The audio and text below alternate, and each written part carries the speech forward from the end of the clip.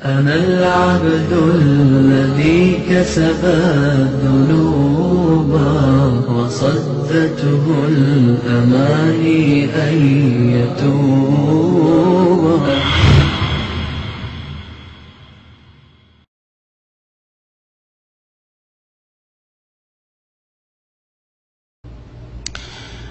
মহিলাদের নামাজের বিষয়টি আমাদের স্পষ্ট করার প্রয়োজন এই জন্য যে আমাদের সমাজে অধিকাংশ মহিলারাই ভুল নামাজ পড়ে এবং সহিহ হাদিস বিরোধী নামাজ পড়ে। রাসূলুল্লাহ সাল্লাল্লাহু আলাইহি সাল্লামের সুন্নতের খেলাফ তারা নামাজ আদায় করে। নবী করিম সাল্লাল্লাহু আলাইহি সাল্লামের আরেকটি হাদিস রয়েছে, আয়াতের পরে হাদিস শোনায়, সহিহ বুখারীর হাদিস।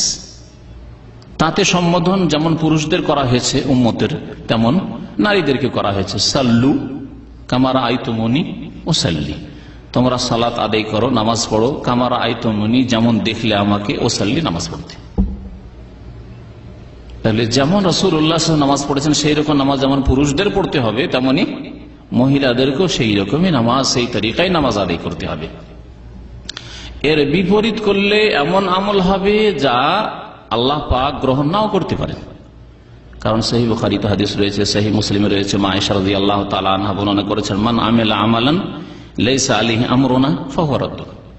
যেই ব্যক্তি এমন কোন আমল করলো, এই কথা বলা হয়নি যে বেআমল ছিল, বেনামাজি, বেনামাজি প্রত্যাখ্যাত আল্লাহ পাকের রহমত থেকে। বেনামাজির কথা বলা হয়নি, নামাজের কথা বলা হচ্ছে, আমলকারীর কথা বলা হচ্ছে। মান আমেলা, যে ব্যক্তি আমল করলো, আমালান কোন আমল, নামাজ, রোজা, হজ, যাকাত, ইবাদত বন্দেগী, জিকির আজকার, লাইসা আলাইহি আমরুনা, কিন্তু আমার আদর্শ সেই রকম নাই, আমার তরিকা সেই রকম নাই। নামাজ পড়লো কিন্তু নবী করিম সাল্লাল্লাহু আলাইহি সাল্লামের নামাজের মতো নামাজ পড়লো না। রোজা রাখলো, হজ করলো, উমরা করলো, জিকির আজকার করলো, কিন্তু নবী করিম সাল্লাল্লাহু আলাইহি সাল্লামের তরিকা মোতাবেক নয়। লাইসা আলাইহি আমরুনা, আমার আদেশ সেই রকম নয়, তার বিপরীত। ফাহুয়া রাদ্দুন, তাহলে সেই আমল তার কি হয়ে যাবে? রদ হয়ে যাবে, প্রত্যাখ্যাত হয়ে যাবে, আল্লাহ পাক কবুল করবেন না। সুতরাং আশঙ্কা রয়েছে, আল্লাহকে ভয় করা উচিত, বিশেষ করে নামাজের ক্ষেত্রে। যার নামাজ আল্লাহ পাকের দরবারে কবুল হলো না, তার অন্য ইবাদত দিয়ে রেহাই পাবে না। আল্লাহ পাক আমাদের জন্য হেফাজত করেন।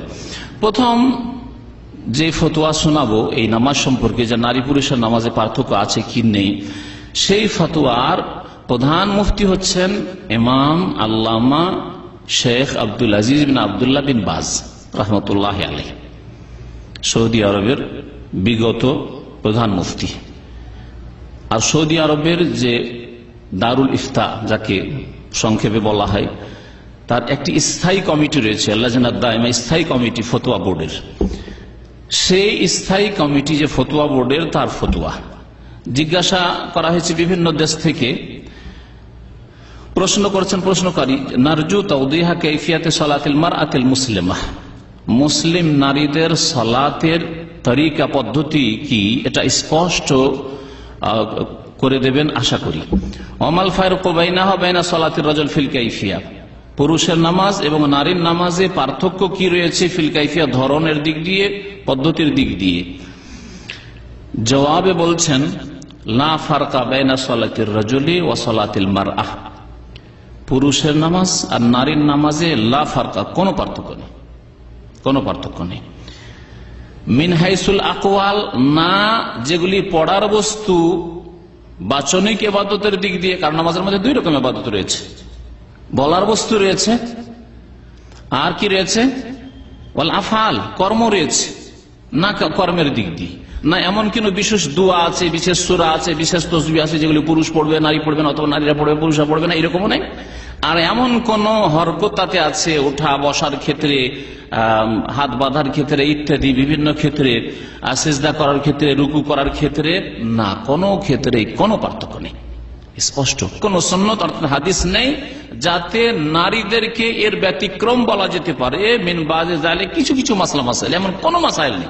ইয়া আইয়ুহাল্লাযীনা আমানু লা তাখুনুল্লাহা ওয়ার রাসূল ওয়া তাখুনু আমানাতিকুম ওয়া আনতুম তা'লামুন। নামাজের সম্পর্কে নারীদের বেশ কিছু মাসলা মাসাইল রয়েছে যেগুলি নারীদের সাথে খাস। তার মধ্যে একটি বিষয় হচ্ছে যে মহিলাদের আজান ও ইকামত, এই বিষয়টি সম্পর্কে ফুকাহায়ে কেরামদের বড় ইখতিলাফ রয়েছে। তবে প্রসিদ্ধ দুটি মত। ফুকাহায়ে কেরামদের একদল বলছে যে না, মহিলাদের আজান একামত নেই, আজানও নেই একামত নেই, ঝামেলা সাফদের কাছে। আর একদল বলছেন না, তাদের আজান একামত আছে, তবে তাদের আওয়াজ যেন পুরুষরা না শোনে।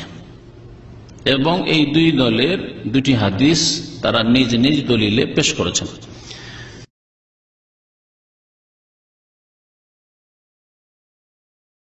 প্রশ্ন করেছেন, বেশ কয়েকটি প্রশ্ন, ওনার 4টি প্রশ্ন। ওনার প্রথম প্রশ্ন হচ্ছে যে মহিলাদের নামাজ কি রকম ভাবে পড়তে হবে, রুকু ও সেজদা কি রকম হবে, দয়া করে বিস্তারিত বলবেন। আর উনি বলছেন যে আমাদের হুজুর বলেছেন পুরুষদের মতো পড়তে হবে, ঠিক আছে কি?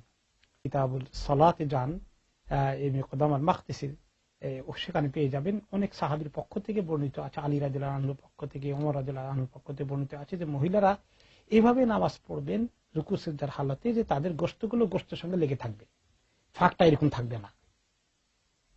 সাহাবায়ে কেরামের কওল গ্রহণ করা যাবে কিনা নামাজের মধ্যে, আমরা যদি এই প্রিন্সিপালে উসুলে আসি তাহলে দেখব যে মেজরিটি আহকাম অফ আস-সালাহ সাহাবায়ে কেরাম থেকে এসেছে, নবী করিম সাল্লাল্লাহু আলাইহি ওয়াসাল্লাম পক্ষ থেকে সবগুলো আসেনি। সাহাবায়ে কেরাম বলেছেন আল্লাহ নবী এইভাবে নামাজ পড়েছেন, সাহাবায়ে কেরাম ওনারা বলেছেন, কিন্তু এগুলো নবী করিম সাল্লাল্লাহু আলাইহি ওয়াসাল্লামের কওল নয়, ওনার কথা নয়। সাল্লু কামা রাআইতুমুনি উসাল্লি একটা ভেরি জেনারেল কথা। যখন কোন মহিলা নামাজ পড়েন তখন কি তিনি আল্লাহ নবীর মতো পড়েন না? তার মানে তিনি সূরা, কেরাত, আত-তাহিয়াত, সুবহান রাব্বিয়াল আযীম, সুবহান রাব্বিয়াল আলা সমস্ত আমল তো নবী করিম সাল্লাল্লাহু আলাইহি ওয়াসাল্লাম মতো পড়েন।